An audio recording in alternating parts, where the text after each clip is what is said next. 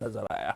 बढ़िया रहा। आज के लेवल्स भी सब स्क्रीन पर। क्विकली कंचन, आज के इंपॉर्टेंट न्यूज। जी, शुरुआत करेंगे भारतीय एयरटेल के साथ। कल हमने देखा था यहाँ पे एक ब्लॉक डील हुई थी और ये जो ब्लॉक डील का साइज था वो था अप्रोक्सीमेटली 8,485 करोड़, जिसमें जो प्राइस तय किया गया था वो 1,660, यानी कि अपने मौजूदा भाव से 1% डाउन में हुई थी। उसके बाद हमने लगातार देखा है कि 9 सेशन बाद जो लगातार 9वें सेशन तक हमें एफआईएस की तरफ से सेलिंग देखने को मिल रही थी, कल वापस से एक बाइंग आती हुई दिखाई दिया। एफआईएस ने करीबन 5,500 करोड़ की इक्विटी को खरीदा और डीआई ने यहाँ पे करीब 3,000 करोड़ की इक्विटी को खरीदा है। और 10 एंटिटीज ऐसी है जिसने भारतीय एयरटेल में ये हिस्सेदारी खरीदी है ब्लॉक डील के जरिए। इसके अलावा टाटा स्टील को आपको अपनी रडार पे रखना होगा, बिकॉज नेटपोर्ट टालबोट काउंसिल ने इलेक्ट्रिक आर्क फर्नेस के लिए इनको मंजूरी दे दी है। ये जो इन्वेस्टमेंट है वो है अप्रोक्सीमेटली $1.25 बिलियन का, जिसमें से $500 मिलियन यूके गवर्नमेंट की जो फंडिंग है उधर से शामिल है। और इससे इनका कहना है कि 5,000 जॉब जो है वो बचती हुई दिखाई देगी और जो कार्बन एमिशन है वो भी हमें 90% तक कम होता हुआ दिखाई देगा।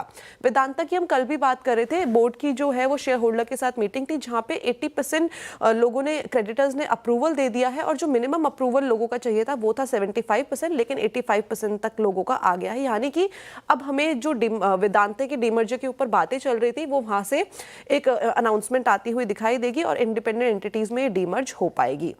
लार्सन एंड ट्यूब्रो, बिकॉज जो इनकी जो सब्सिडरी कंपनी है L&T special steel and heavy forging, उस पे जो इनका बचा हुआ हिस्सा था यानी कि 26% का उन्होंने खरीद लिया है। यानी कि अब जो लार्सन एंड ट्यूब्रो की सब्सिडरी है वो कंप्लीटली उनकी आ गई है, 100% हिस्सा उनके हाथों में आ गया है और ये इनकी होली ओन सब्सिडरी बन गई है।